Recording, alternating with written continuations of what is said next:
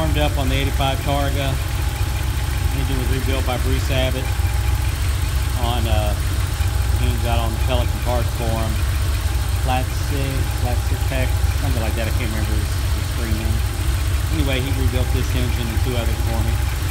Anyway, it's been rebuilt. He said the engine had never been out of the car before. Still had the original clutch and everything. Engine has been the only problem with the engine was it needed the top end redone. We did all that. I have all the receipts for that, of course.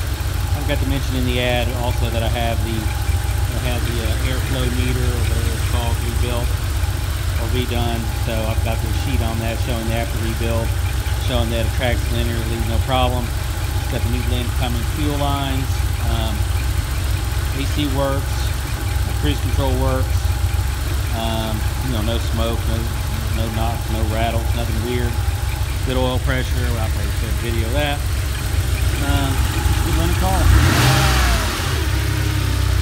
Rev it up, turns idle.